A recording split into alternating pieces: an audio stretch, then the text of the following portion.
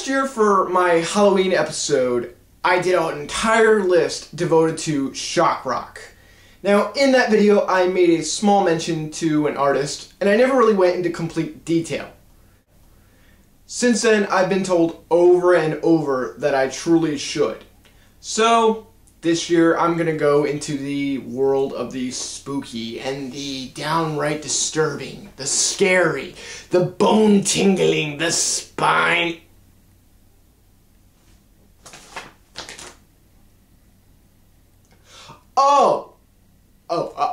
I'm sorry, my bad. I mean the lukewarm and tame. My mistake. Ladies and gentlemen, Marilyn Manson. How does it feel to be one of the beautiful people?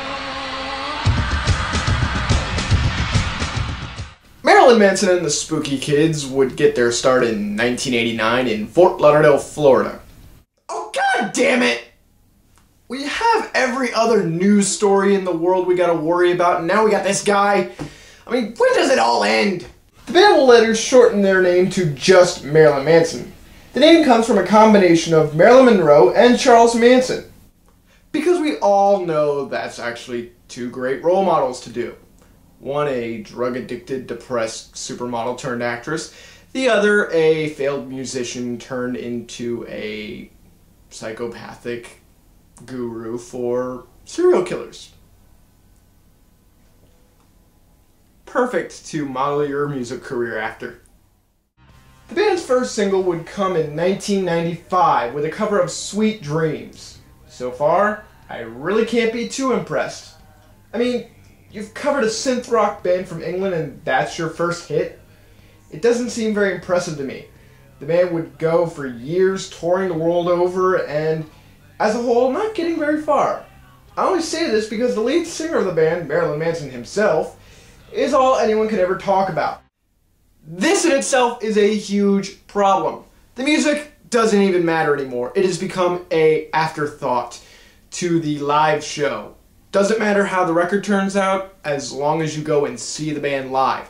That's where the fans really start talking. They regale you of tales of pyro and crazy stage antics. Marilyn Manson doing crazy things, wearing crazy things, saying crazy things.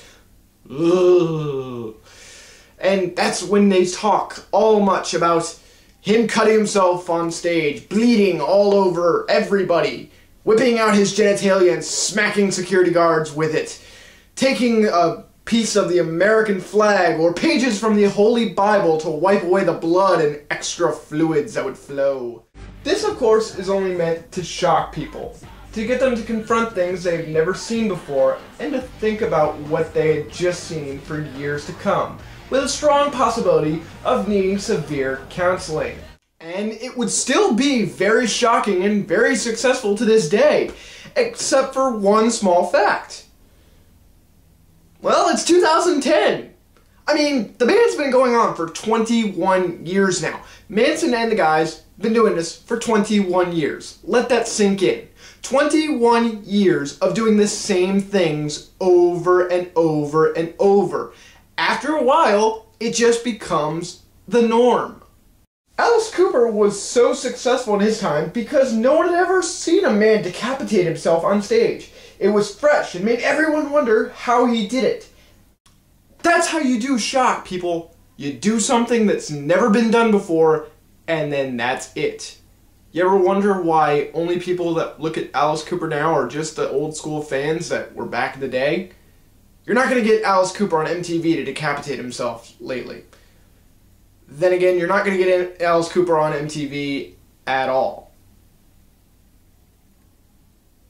I'll save that for another day. Manson, however, is just doing things to make people uncomfortable. It's not edgy, it's not new, it's certainly not shocking. If anything, this is annoying because, as I said, it makes people look away from what is really what they're doing. Like the music. And what does that sound like?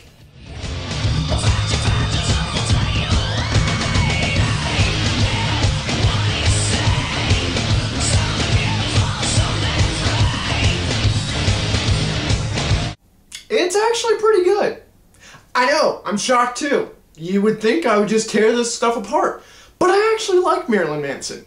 I mean, sure, the growling can get a little bit redundant at times, and after a while annoying, but for the most part, it's really good. The music itself is okay, the sounds behind it are good, his vocals are good, and for anyone that likes that heavy metal-esque, where people actually, you know, sing, this is actually pretty cool. I would recommend it. That's not to say everything from Manson is awesome. A major theme in his music is that he's the well, that's just it. Anti-everything. His music is anti-religion, anti-government, and anti-clique. He wants to be the leader of all the people who feel abandoned by society. And his fans have actually risen to say they agree, making Manson a highly successful library of platinum and gold records, and selling out concerts globally. So wait, he feels like he's out of the norm, but he sells out concerts.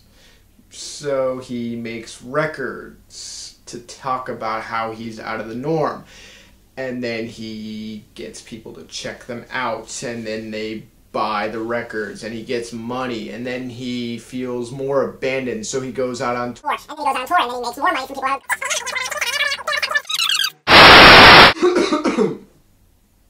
I apologize.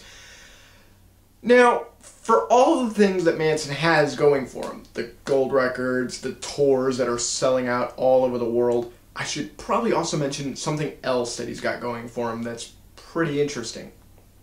His frickin' high intelligence! I know, I was just as shocked as you. As it turns out, this guy can really have an intelligent conversation. You wouldn't think that someone that dropped out of a community school in Fort Lauderdale, Florida would actually do this, but hey, I guess you can never really judge a book by its cover. One of these moments that proved Manson was more than meets the eye was in the 2002 documentary Bowling for Columbine. The film followed the tragedy of the Columbine high school shootings, trying to put a spin on who to blame. And in a move that shocked absolutely no one, Manson was on the top of that list. And in the documentary, Manson showed up just in the nick of time, proving just how up-to-date he was with current events and politics, also proving his wide vocabulary. It's the only thing that had no judgments. You know, you can put on a record and it's not going to yell at you for dressing the way you do. It's going to make you feel better about it. Mm-hmm. If you were to talk directly to the kids at Columbine or the people in that community, what would you say to them if they were here right now? I wouldn't say a single word to them. I would listen to what they have to say, and that's what no one did. Now, this kind of starts to raise a couple flags, like I had said before. With his music being the anti-everything, the anti-superstar, the anti-religion, anti-government, down with religion, down with society. My question to Marilyn Manson is, why? Why are you like this? It's never explained well enough in the music. Let me go ahead and prove this, for example. Here's a clip of a song from David Bowie. I'm afraid of Americans. I'm afraid of the world.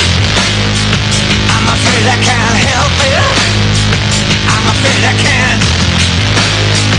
I'm afraid of Americans. God is an American. Now here's Marilyn Manson.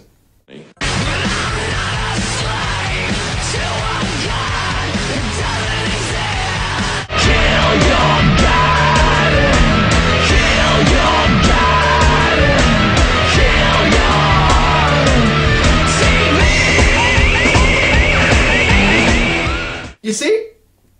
There's no substance. There's no just anything to what he has to say.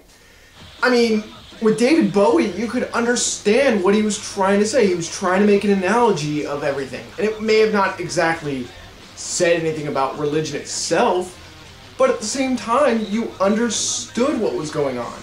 you understood that what he was saying about Americans being God, and whether or not he was actually speaking of the actual God is irrelevant, because he did tell you why he was so afraid and why you should be afraid.